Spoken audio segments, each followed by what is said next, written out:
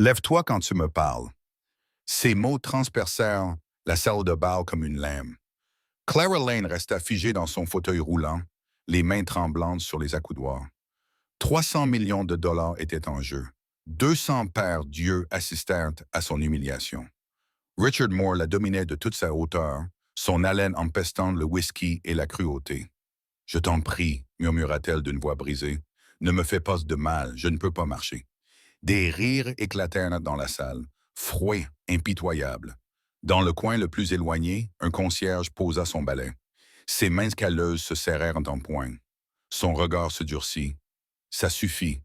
Personne ne savait que l'homme invisible dans l'ombre était un héros. Jack Turner se réveillait tous les matins à 5h30 au son de la respiration de sa fille. Ella dormait dans la chambre voisine. Son petit corps était recroquevillé sous une couette usée que leur grand-mère avait confectionnée. L'appartement était petit. 2 chambres. La peinture des murs s'écaillait, mais c'était le leur, et cela comptait plus que tout ce que l'argent pouvait acheter. Il s'habilla dans l'obscurité, enfila une chemise de travail bleu marine, un pantalon noir et des bottes en bout d'acier qui avaient connu des jours meilleurs. Dans le miroir de la salle de bain, il se reconnaissait à peine. L'homme qui le regardait avait des mèches grises dans ses cheveux foncés, des rides profondes entouraient ses yeux. Elles n'étaient pas dues à l'âge, mais à des souvenirs qu'il ne pouvait effacer. Dans la cuisine, il préparait le déjeuner d'Ella. Du beurre de cacahuètes et de la confiture, une pomme, un jus de fruits. Il écrivait un mot sur le sac en papier brun. « Tu es plus courageuse que tu ne le penses. Je t'aime, papa. » Il faisait cela tous les jours. Tous les jours. Sur le réfrigérateur était accrochée une seule photo, celle de Jack en uniforme, plus jeune, debout à côté d'un colonel aux cheveux argentés dans la chaleur du désert. En dessous, caché derrière un aimant, se trouvait une carte d'identité militaire. Le nom gravé sur le métal disait « L'honneur avant la gloire ». Il ne la regardait plus jamais. Cette vie était terminée. À 6h15, il embrassa Ella sur le front avant de partir. Elle remua mais ne se réveilla pas. Il verrouilla la porte sans bruit et descendit 4 étages jusqu'à la rue. La ville était déjà en effervescence. La circulation bourdonnait. De la vapeur s'élevait des bouches de métro. Quelque part, une sirène hurlait. Jack prit le train pour Midtown.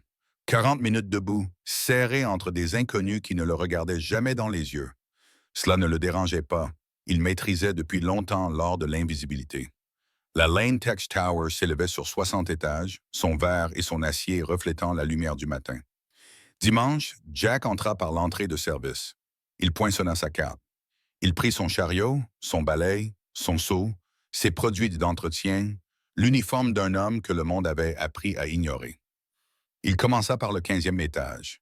Des bureaux de direction, des tableaux noirs polis, des fauteuils en cuir, des diplômes encadrés au mur. Les gens passaient devant lui sans le regarder.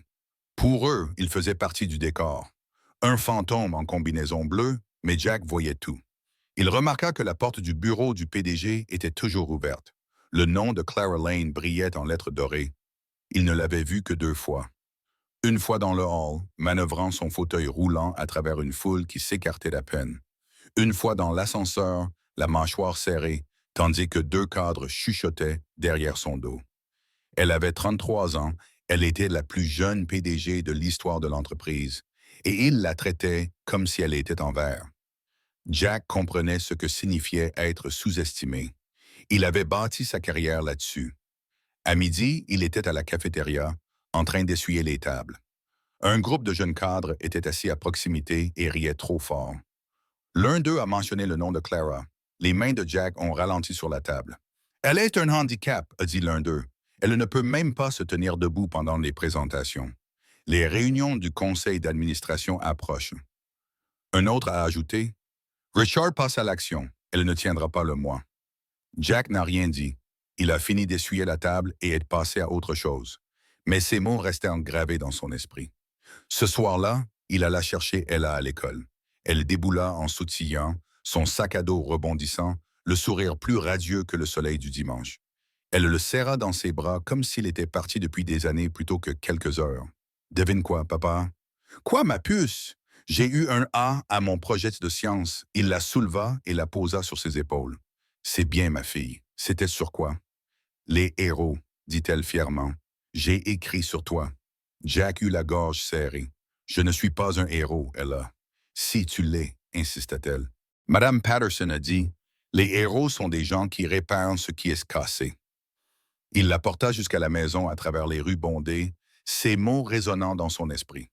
Les héros réparent ce qui est cassé. Peut-être autrefois, mais plus maintenant. À la maison, ils mangèrent des spaghettis à la petite table de la cuisine. Ella lui raconta sa journée, parla de sa meilleure amie, de son contrôle de maths, du livre qu'elle était en train de lire.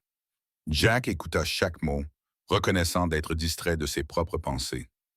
Après le dîner, ils s'assirent sur le canapé. Ella se blottit contre lui pendant qu'il lui faisait la lecture. Un livre qui racontait l'histoire d'une fille qui découvrait qu'elle pouvait voler. Quand elle commença à bâiller, il la porta jusqu'à son lit.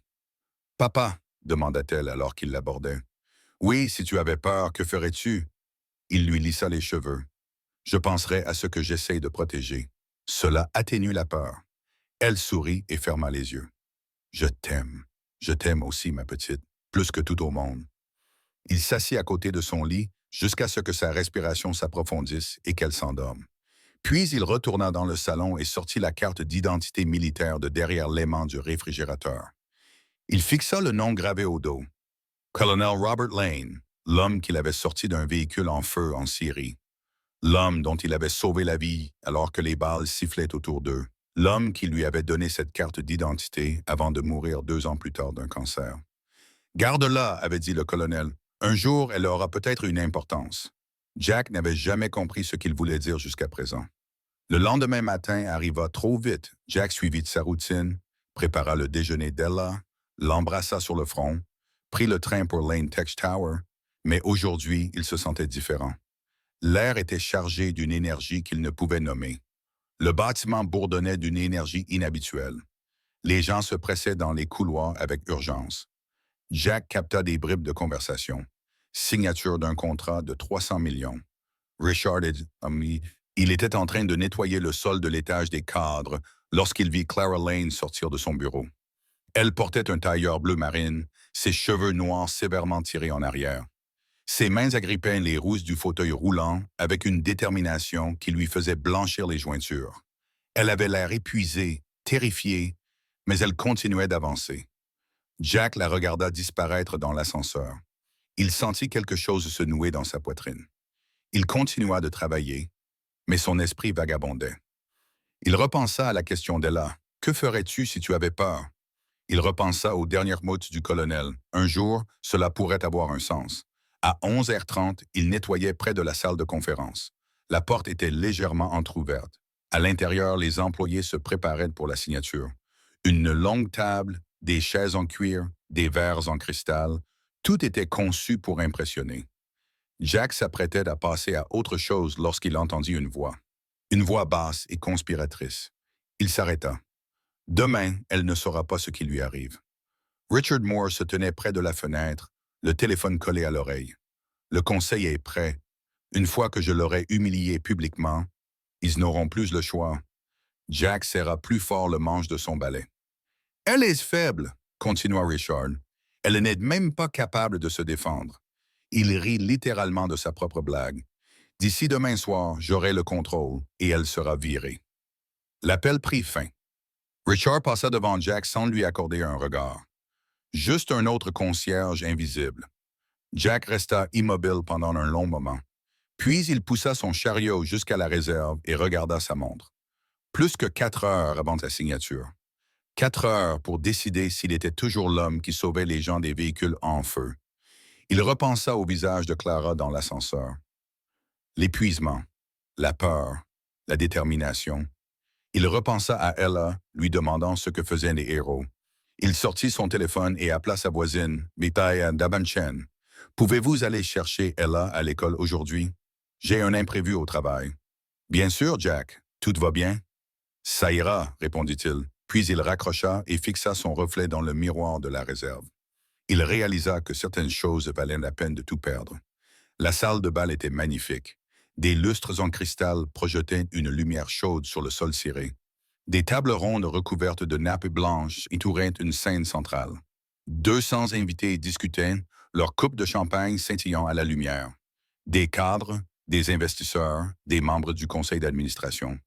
Toutes les personnalités importantes du monde de la technologie s'étaient réunies pour assister à cet événement historique. Clara Lane était assise près de l'avant, son fauteuil roulant placé à côté de la table de signature. Elle avait répété son discours une centaine de fois, avait mémorisé chaque clause du contrat, mais aucune de ses préparations ne l'avait préparée à la façon dont les gens la regardaient, au regard en coin, aux conversations chuchotées qui s'arrêtaient lorsqu'elle s'approchait. Richard Moore tenait salon à l'autre bout de la salle, entouré d'admirateurs. Il était beau d'une manière agressive. Mâchoire carrée, costume coûteux, le genre de confiance qui vient du fait de ne jamais avoir essuyé de refus. Il leva son verre vers Clara, en guise de salut moqueur. Elle détourna le regard. La cérémonie commença à 15 heures pile. Le président de la société monta sur scène et parla d'innovation, de croissance, d'opportunité. Clara l'entendait à peine. Son cœur battait à tout rompre. Ses paumes étaient moites. Puis, ce fut son tour. Elle se dirigea en fauteuil roulant vers le micro, consciente que tous les regards étaient braqués sur elle. La salle devint silencieuse. Elle commença à parler, d'une voix ferme malgré le tremblement de ses mains. Elle parla de sa vision pour l'entreprise, de la technologie qui allait changer des vies, des emplois qui allaient être créés.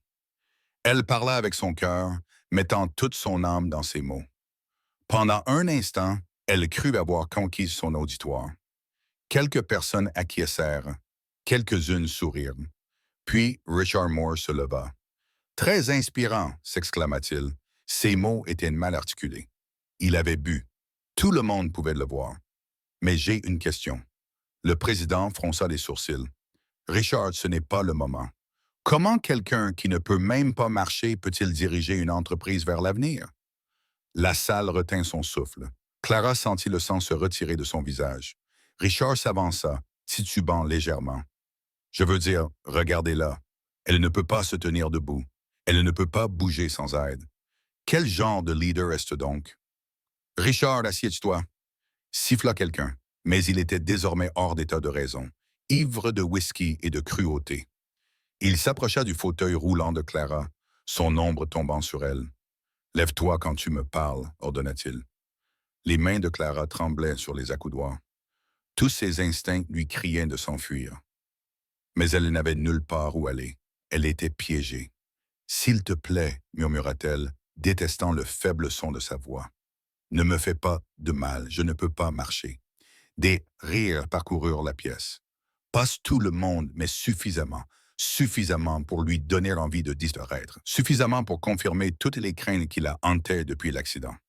Richard tendit la main vers son fauteuil roulant. Ses doigts se refermèrent sur le cadre métallique. La touchait à nouveau. La voix venait du fond de la pièce, basse, calme, absolue. Tout le monde se retourna. Un concierge se tenait près du mur, vêtu d'un uniforme de travail simple et banal. Mais il n'y avait rien de banal dans la façon dont il s'avançait. Chaque pas était mesuré et déterminé, le pas d'un homme qui avait traversé le feu et appris à ne rien craindre. Jack Turner traversa la salle de bal. La foule s'écarta instinctivement, sentant quelque chose de dangereux dans son immobilité. Il s'arrêta à 1 mètre de Richard Moore. « Reculez, » dit Jack calmement. Richard rit, mais son rire sonnait creux. « Qui diable êtes-vous? Quelqu'un qui sait qu'il ne faut pas faire de mal à ceux qui ne peuvent pas se défendre. » Les agences de sécurité s'approchèrent d'eux, mais Jack leva la main. « Je ne suis pas ici pour me battre. Je suis ici pour rappeler à cet homme ce qu'est la décence. » Il fouilla dans sa poche et en sortit une carte d'identité militaire. La médaille refléta la lumière lorsqu'il la posa sur la table à côté de Clara. La gravure était clairement visible. « L'honneur avant la gloire. Je m'appelle Jack Turner, » dit-il d'une voix qui résonna dans la pièce silencieuse. Sergent, armée des États-Unis, spécialisé dans la recherche et le sauvetage. 3 missions, 16 hommes sauvés de zones de combat. 4 ont été secourus sous le feu. Il se tourna vers Richard. Touchez-la encore une fois, et je vous rappellerai pourquoi des hommes comme moi portent encore cela. Les agents de sécurité les rejoignirent, mais avant qu'ils n'aient pu agir, Jack passa à l'action. Sans violence, sans agressivité, juste avec efficacité. Il esquiva le premier garde, redirigea l'élan du second et les plaqua tous les deux au sol en moins de 3 secondes. Ils n'étaient pas blessés, juste surpris. Jack regarda Richard. Je ne te menace pas. Je te demande simplement de t'excuser. Toute la salle retint son souffle. Elle a bâti cette entreprise, continua Jack d'une voix ferme. Elle a travaillé plus dur que n'importe qui dans cette pièce. Elle a gagné sa place grâce à son intelligence et à sa détermination. Le seul handicap que je vois ici, c'est ton manque de décence. Richard était devenu livide. La foule se pressait autour d'eux. Les téléphones sortis, enregistrant tout. « Excuse-toi », répéta Jack. Richard ouvrit la bouche, mais aucun son n'en sortit. Il regarda les 200 visages qui le fixaient, le jugeaient. Il avait été démasqué, et tout le monde le savait. « balbutia-t-il, je ne voulais pas. »« Si, tu le voulais, » dit Jack. « Mais tu as le choix maintenant.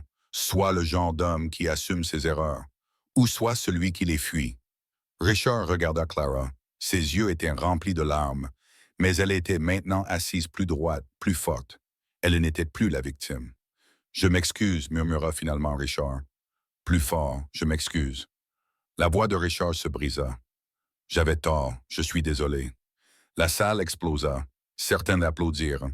D'autres restèrent sous le choc. Richard trébucha en arrière, le visage brûlant de honte, et se fraya un chemin à travers la foule vers la sortie. Jack ne le regarda pas partir. Il regardait Clara, qui fixait la carte d'identité posée sur la table. Sergeant Turner. La voix venait de la scène. Un homme âgé en uniforme militaire s'avança, la poitrine lourde de médailles. Le général Harrison, membre du conseil d'administration, vétéran de guerre, un homme qui savait à quoi ressemblait le véritable héroïsme.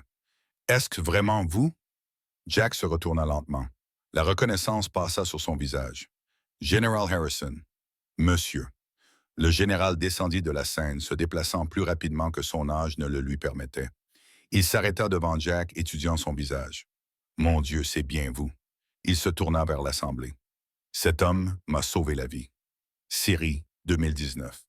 Notre convoi a heurté un engin explosif improvisé. Le véhicule s'est renversé et a pris feu. J'étais coincé à l'intérieur avec 3 autres hommes. La voix du général se fit plus grave, chargée d'émotion. Le sergent Turner a couru sous le feu ennemi. Il m'a sorti en premier, puis est retourné 2 fois. Alors que les balles déchiraient le sable autour de lui et que le réservoir d'essence était à quelques secondes d'exploser, Clara porta la main à sa bouche. « Il m'a porté sur 200 mètres jusqu'à un endroit sûr, » continua le général. « Il est resté avec moi jusqu'à l'arrivée de l'évacuation médicale. Il n'a jamais quitté mon chevet.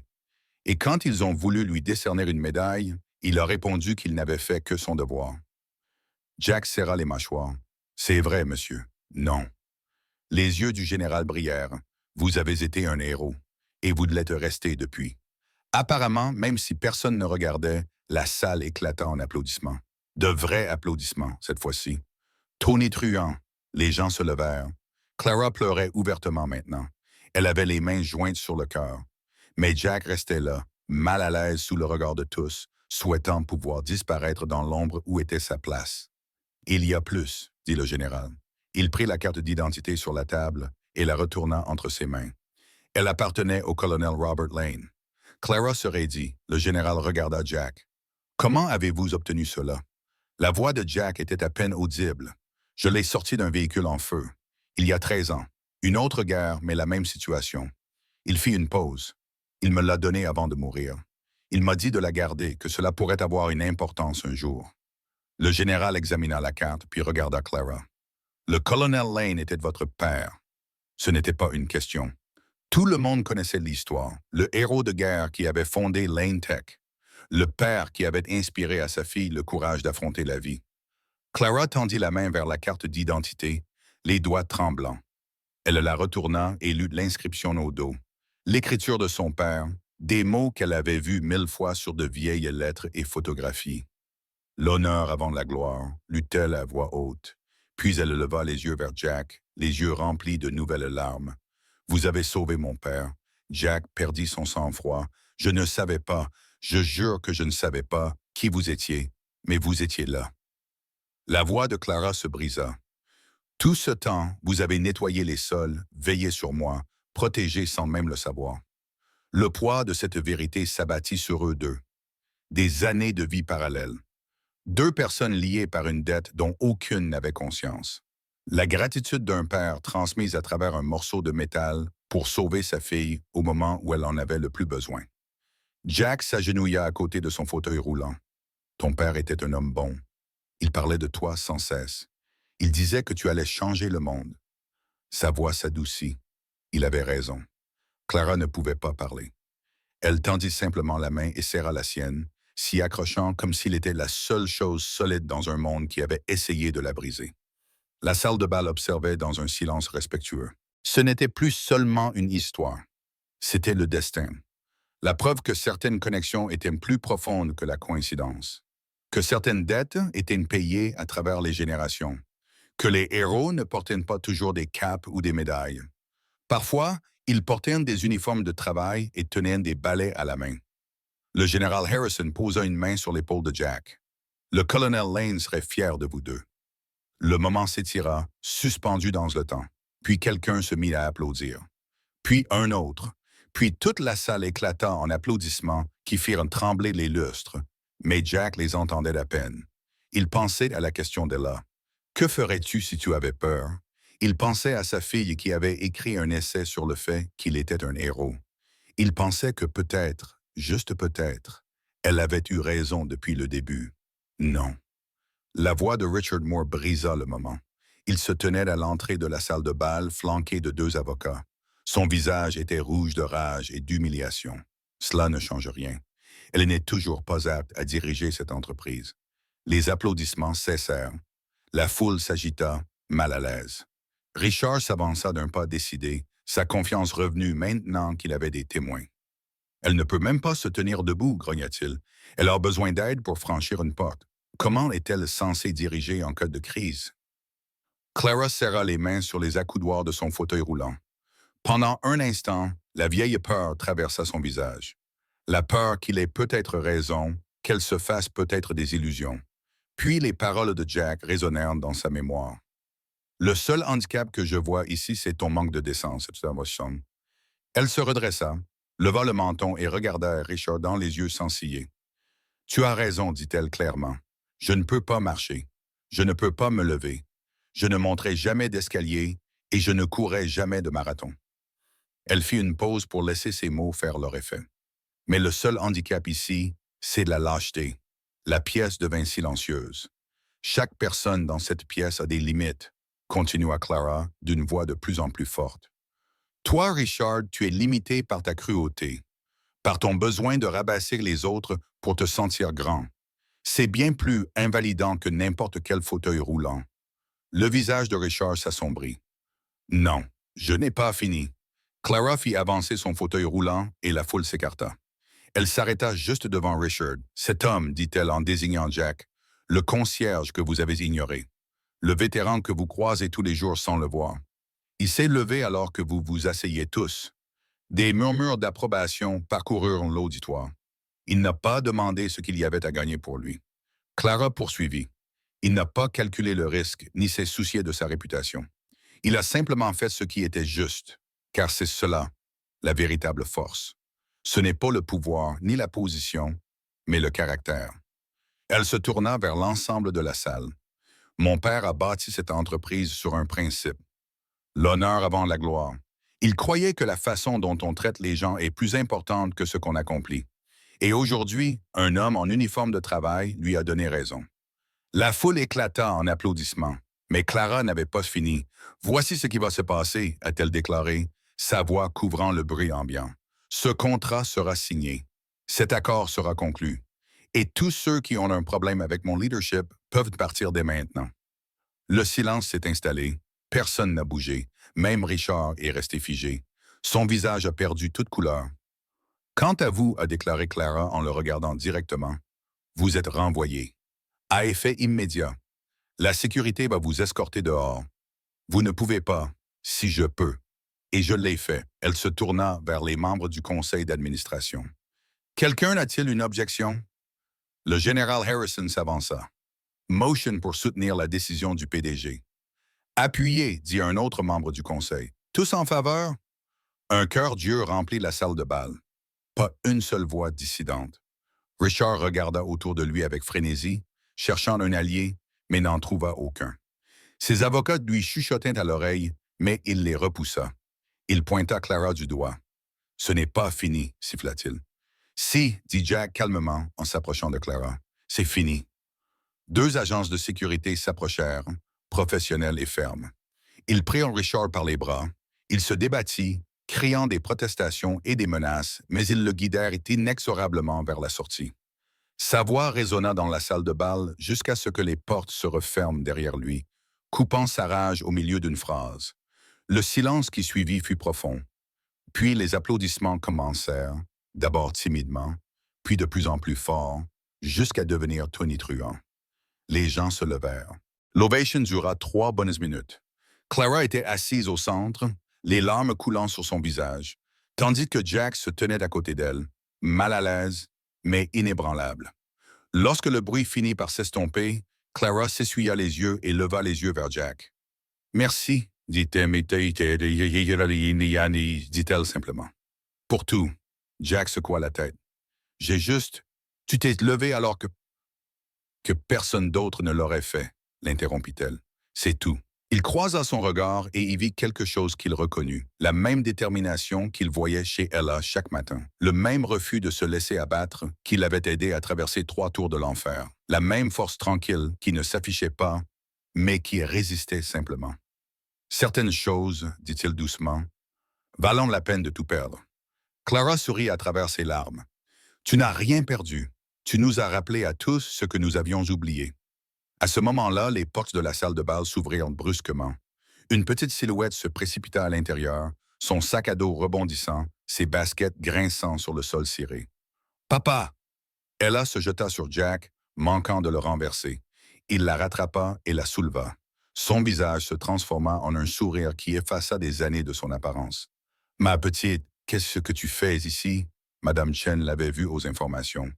Ella était essoufflée par l'excitation. « Elle m'a conduite ici. Papa, tout le monde dit que tu es un héros. » Jack l'assit doucement, s'agenouillant à sa hauteur. « Ella, je suis juste.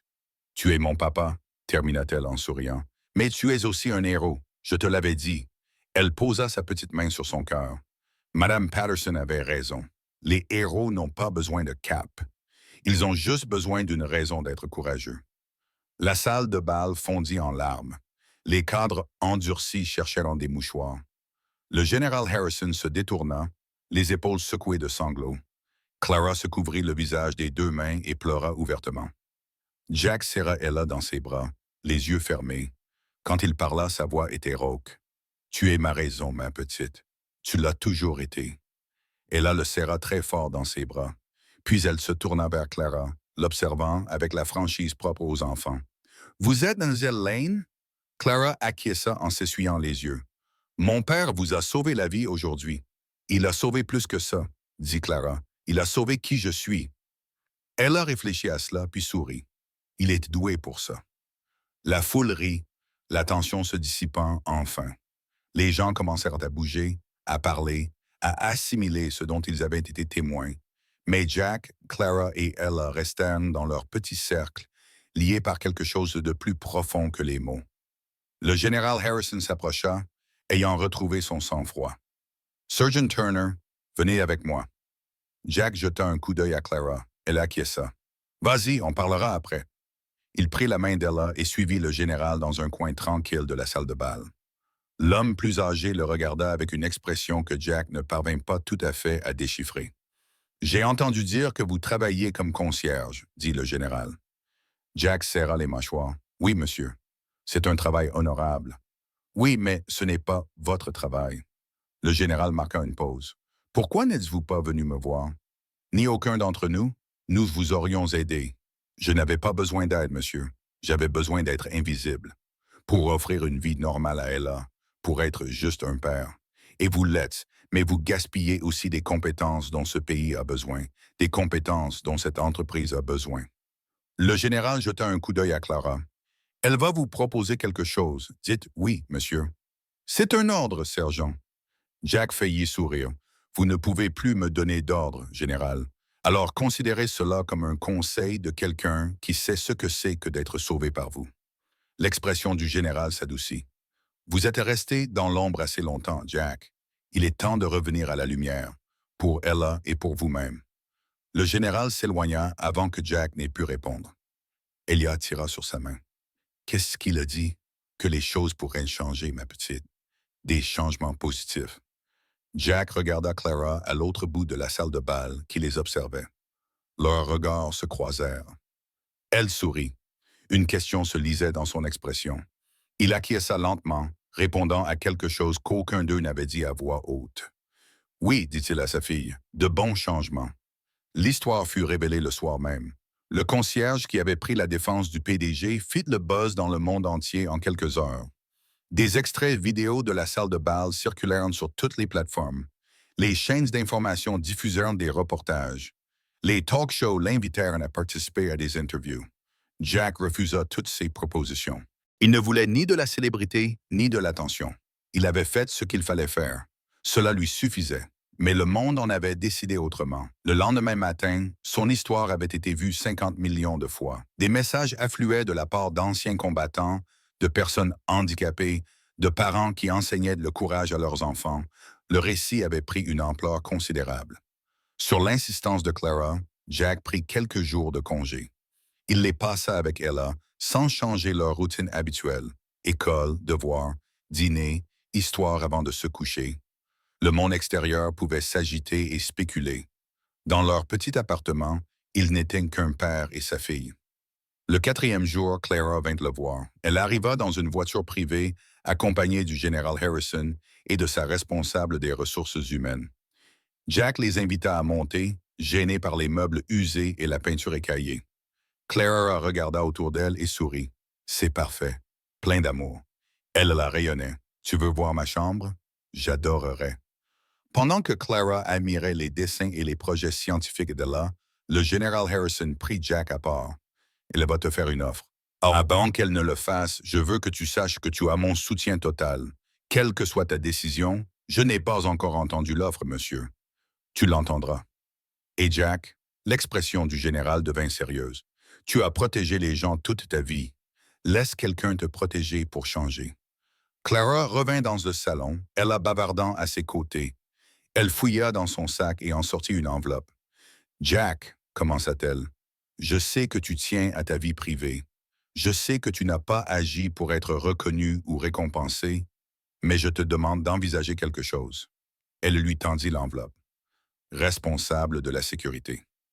Tour technologique Lane. Avantages sociaux complets. Salaire. Cela te permettra d'emmener Ella dans un endroit plus sûr. Un endroit avec de meilleures écoles. Jack ne prit pas de l'enveloppe. « Clara, je ne suis pas qualifié. Tu es la personne la plus qualifiée que je connaisse. Tu as passé ta carrière à protéger les gens. Tu sais analyser les situations. Tu restes calme sous pression. Tu prends les bonnes décisions quand cela compte. » Elle fit une pause. « Et tu es la seule personne en qui j'ai confiance pour assurer la sécurité de cette entreprise. Pour assurer ma sécurité. » Et là leva les yeux vers son père. « Papa dit oui, mon grand. Madame Patterson dit, quand quelqu'un t'offre un cadeau, tu dis merci, c'est un cadeau. » Jack regarda sa fille. Âgée de 9 ans, elle était plus sage qu'il ne le serait jamais. Il regarda Clara, qui avait bâti un empire malgré un monde déterminé à la détruire. Il regarda le général Harrison, qui avait cru en lui alors qu'il avait cessé de croire en lui-même. « Quand est-ce que je commence? » demanda-t-il doucement. Le sourire de Clara illumina la pièce. « Lundi, si ça te convient, ça me convient. » Elle lui tendit l'enveloppe. « Il y a une condition. Tu accordes une seule interview, une seule, à quelqu'un en qui j'ai confiance. Tu racontes ton histoire à ta façon, puis tu retournes à ta vie. » Jack acquiesça lentement. Pour Ella, pour qu'elle comprenne un jour. Pour tous ceux qui ont besoin de comprendre, corrigea Clara, que l'héroïsme ne se crie pas sur les toits. Il suffit d'être présent, jour après jour, pour les personnes qui comptent. Ils discutèrent encore 1 heure, réglant les détails. Ella montra à tout le monde son trophée du concours scientifique. Clara raconta des anecdotes sur le père de Jack, qui le firent rire et souffrir à la fois. Le général Harrison les régala d'histoires tirées de son passé militaire. Quand ils partirent enfin, Ella serra Clara dans ses bras pour lui dire au revoir. « Merci d'avoir donné un travail à mon père. Clara la serra dans ses bras à son tour. Merci de l'avoir partagé avec nous. Jack les accompagna jusqu'à la voiture. Avant de monter, Clara leva les yeux vers lui. Je le pense vraiment, Jack. Ce jour-là, tu m'as sauvé plus que la vie. Tu m'as rappelé pourquoi je fais ce métier. Pourquoi tout cela est important. Tu t'en serais sorti sans moi, peut-être, mais je suis meilleur avec toi. Elle sourit. L'honneur avant la gloire.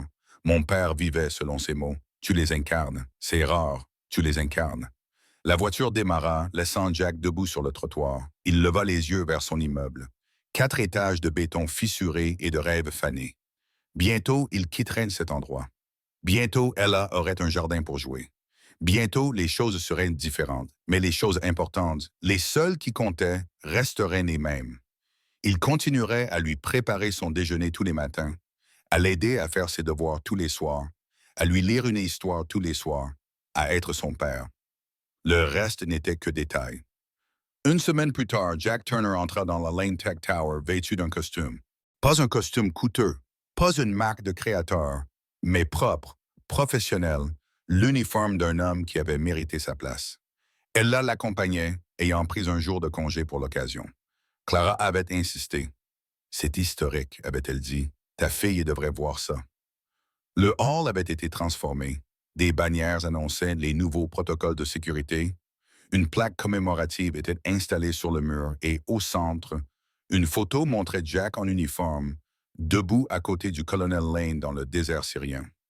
En dessous, une inscription disait « L'honneur avant la gloire, et mémoire du colonel Robert Lane, et en hommage à ceux qui perpétuent son héritage. » Ella serra la main de son père. Grand-père serait fier. Jack sursauta. « Quoi? Le colonel, il t'a sauvé une fois. Tu l'as sauvé à ton tour. Et maintenant, tu sauves sa fille. » Ella le regarda avec une certitude absolue. Cela fait de lui un grand-père pour nous deux. Clara entendit la conversation et dut se détourner, les épaules secouées de sanglots. Le général Harrison posa une main rassurante sur son fauteuil roulant. La cérémonie fut brève. Pas de discours, pas de fanfare. Juste Clara qui remit à Jack son nouveau badge d'identité et lui souhaita officiellement la bienvenue dans l'équipe. La petite foule applaudit. Des photos furent prises, puis tout le monde se dispersa pour vaquer à ses occupations, le moment devenant déjà un souvenir. Mais Jack resta longtemps debout devant cette plaque, Ella à ses côtés. Il pensa au jeune sergent qui s'était précipité dans le feu sans réfléchir. Le père qui avait nettoyé des sols pour nourrir sa fille. L'homme qui s'était levé alors qu'il aurait été plus facile de se taire. Peut-être étaient-ils tous la même personne. Peut-être que l'héroïsme n'était pas une cape ou une médaille. Peut-être était simplement la décision de continuer à se montrer, de faire ce qu'il fallait quand personne ne regardait, d'être la personne que votre enfant croyait que vous étiez, papa. Ella tira sur sa manche. « On peut aller voir ton bureau? » Il lui sourit. « Oui, ma chérie, allons voir mon bureau. » Alors qu'ils se dirigeaient vers l'ascenseur, Clara les interpella. « Jack, merci pour tout. » Il se retourna, la main d'Ella chaude dans la sienne. « Je fais juste mon travail, madame. » « Non. » Elle secoua la tête. « Tu fais ce que tu as toujours fait. Tu es exactement qui tu es. » Les portes de l'ascenseur se refermèrent sur le sourire de Jack. Clara regarda les chiffres défiler. Sa main reposait sur la carte d'identité de son père dans sa poche. Elle l'avait gardée avec elle tous les jours depuis que Jack la lui avait rendue. Un souvenir, une promesse, un héritage. Dans les mois qui suivirent, Lane prospéra. Le contrat fut signé. De nouvelles technologies furent lancées, des emplois furent créés, et à travers tout cela, Clara dirigea avec une confiance qu'elle avait découverte dans une salle de bal lorsqu'un concierge avait refusé de détourner le regard. Jack s'installa dans son rôle. Calme et compétent, il reconstruisit l'équipe de sécurité à partir de zéro. Il embaucha des vétérans qui avaient besoin d'une seconde chance, créa des protocoles qui protégeaient sans intimider, devint la présence que tout le monde sentait, mais que peu remarquaient, exactement comme il le préférait. Ella s'épanouit dans sa nouvelle école, se fit des amis, rejoignit le club de sciences, écrivit un autre essai sur les héros, cette fois avec une définition plus large. Son professeur le lut à la classe, et 3 élèves demandèrent à rencontrer son père. Jack vint à la journée des carrières et prononça exactement 6 phrases. Ella trouva cela parfait. Un soir, 6 mois après l'incident, Clara invita Jack dans son bureau. Il la trouva près de la fenêtre, regardant les lumières de la ville s'allumer à la tombée de la nuit. J'ai reçu une lettre aujourd'hui, dit-elle sans préambule. Elle vient d'une fille de 16 ans de l'Ohio, paralysée dans un accident de voiture l'année dernière. Elle lui tendit la lettre. Jack la lut en silence. La fille racontait avoir regardé la vidéo, avoir vu Clara refuser de se laisser abattre, avoir trouvé le courage de retourner à l'école, d'affronter les escaliers et les chuchotements pour continuer à aller de l'avant. Elle dit, « Vous lui avez sauvé la vie tous les deux », dit Clara doucement. « Toi et moi ensemble », répondit Jack en repliant soigneusement la lettre. « Tu t'es sauvé toi-même, je me suis juste levé. C'est parfois tout ce qu'il faut, quelqu'un qui est prêt à se lever quand tout le monde reste assis. » Elle se tourna vers lui. J'ai réfléchi à quelque chose. Une fondation au nom de mon père pour aider les vétérans à se réinsérer dans la vie civile, pour les personnes handicapées qui entrent sur le marché du travail, pour tous ceux qui ont besoin que quelqu'un se lève pour eux. C'est une bonne idée.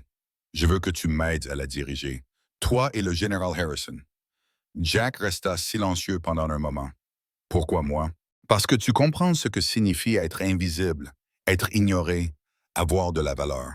Le monde refuse de voir. Elle sourit. Et parce que mon père vous a confié sa vie, je vous confie son héritage. Clara, je ne suis pas... Ne dites pas que vous n'êtes pas qualifié. Ne dites pas que vous n'êtes qu'un concierge, qu'un soldat ou qu'un père. Sa voix était ferme mais douce. Vous êtes Jack Turner. Cela suffit. Cela est toujours suffi. Il regarda la ville en train de s'animer.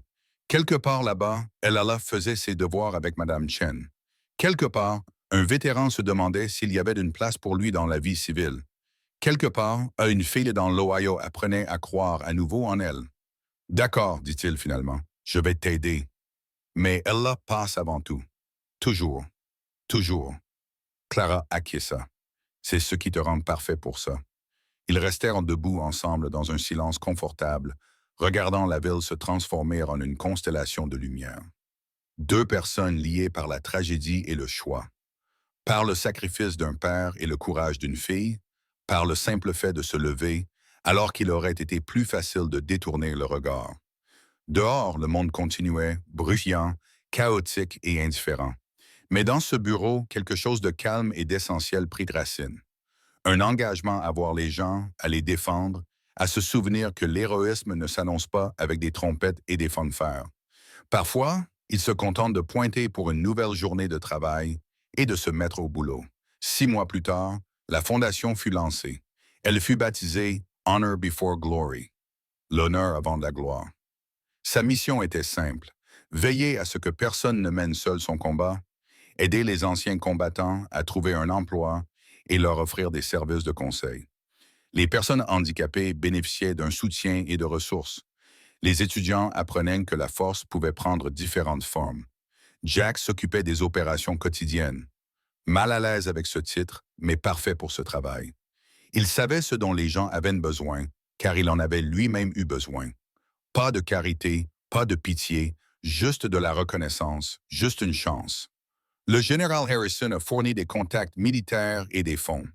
Clara a offert son réseau et ses ressources. Ensemble, ils ont construit quelque chose qui leur survivrait tous. Ella, alors âgée de 10 ans, est devenue la mascotte officieuse de la Fondation. Elle faisait du bénévolat le week-end, classant des documents et accueillant les visiteurs avec le même sourire radieux qui avait aidé son père à traverser les moments les plus sombres. Les gens trouvèrent sa présence réconfortante, un rappel que derrière chaque combat se cachait quelqu'un qui valait la peine d'être défendu. Un après-midi, Jack examinait des candidatures quand Ella lui amena une visiteuse. Une jeune femme en fauteuil roulant, âgée d'une vingtaine d'années, le regard incertain mais déterminé. « Papa, voici Sarah. Elle veut te remercier. » La femme tendit la main. « Monsieur Turner, je suis la fille de l'Ohio, celle qui a écrit à Mademoiselle Lane. » Jack lui serra doucement de la main. « Je me souviens de la lettre. Je suis à l'université maintenant, en ingénierie.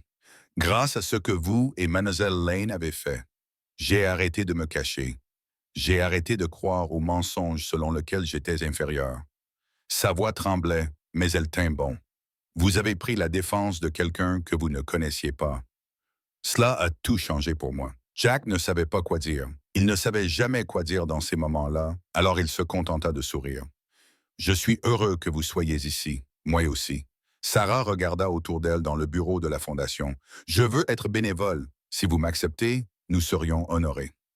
Après son départ, Ella grimpa sur les genoux de son père. Elle était presque trop grande pour cela désormais. Tu vois, papa, tu changes le monde. Il embrassa le sommet de sa tête. Nous aidons simplement, ma petite. Ce sont les gens qui changent leur propre monde. En se levant, acquiesça-t-il. Ce soir-là, Jack rentra chez lui à pied à travers les rues de la ville. L'immeuble où il avait vécu pendant des années avait disparu, remplacé par une maison dans un quartier avec des arbres et des trottoirs où Ella pouvait faire du vélo. Mais il empruntait parfois l'ancien chemin, se souvenant qu'il passait devant la Lane Tech Tower, dont les lumières brillaient dans le ciel sombre. Clara était toujours là-haut. Il le savait, travaillant tard, allant de l'avant, refusant d'être moins que ce qu'elle était. Il repensa au matin où il avait posé son balai et fait un pas en avant. Comme cela avait été terrifiant, comme cela avait été nécessaire, comme tout ce qui comptait était né de ce seul moment de choix. Son téléphone vibra. Un SMS de Clara. La réunion du conseil d'administration s'est bien passée. Le financement de la fondation a été approuvé pour 3 années supplémentaires. Ton père serait fier. Il sourit à l'écran. Elle avait mentionné un père qu'aucun d'eux ne pouvait consulter, mais qu'ils portaient tous les deux en eux, il répondit. Il serait fier de toi. Sa réponse fut rapide. Il serait fier de nous deux. Jack rangea son téléphone dans sa poche et continua à marcher. La ville bourdonnait autour de lui, indifférente et éternelle. Mais il était différent maintenant. Il n'était plus invisible, ni effacé par l'anonymat, juste un homme qui avait appris que la vraie force ne consistait pas à être vu. Il s'agissait de voir les autres, de se lever quand cela comptait, de protéger les personnes que le monde essayait de briser. À la maison, elle avait mis la table pour le dîner, elle avait préparé des spaghettis, selon la recette de son père, et la cuisine sentait l'ail, les tomates et l'amour. Comment s'est passée ta journée, papa? Bien, ma chérie, vraiment bien. Ils mangèrent en possing ensemble en parlant de tout et de rien, de l'école, des amis et du livre qu'elle était en train de lire. Le rythme confortable d'une vie construite sur de petits moments et une présence constante. Après le dîner, ils s'assirent sur le canapé. Jack lui faisait la lecture, même si elle était assez grande pour lire toute seule. Elle s'appuya contre lui, respirant lentement et régulièrement. Et il se dit que l'héroïsme, c'était souvent cela, être présent, créer un sentiment de sécurité dans un monde dangereux. « Papa », murmura-t-elle, à moitié endormie. « Oui, je suis content que tu t'es levé ce jour-là », dit-il en la serrant dans ses bras. « Moi aussi, ma chérie. Parce que maintenant, tout le monde sait ce que j'ai toujours su. »« Quoi donc ?» Elle bâilla, les yeux fermés. « Que tu es exactement celui que tu es censé être. » Jack resta assis dans le silence qui suivit, sa fille endormie contre son épaule, et comprit qu'elle avait raison. Non pas à cause de la fondation, du travail ou de la reconnaissance, mais parce qu'il avait appris qu'être un héros n'avait rien à voir avec les grands gestes, les médailles ou les histoires que les gens racontaient. Il s'agissait plutôt du choix quotidien de se lever, d'être présent, de protéger ce qui comptait, de se rappeler que l'honneur passait avant la gloire à chaque fois. Dehors, la ville continuait sa danse sans fin. Mais à l'intérieur, dans une maison remplie d'amour, de lumière et d'espoir, Jack Turner se reposait enfin. Un père, un ami, un homme qui avait appris que parfois, la chose la plus courageuse à faire était simplement de refuser de détourner le regard. Et qu'au final, cela suffisait.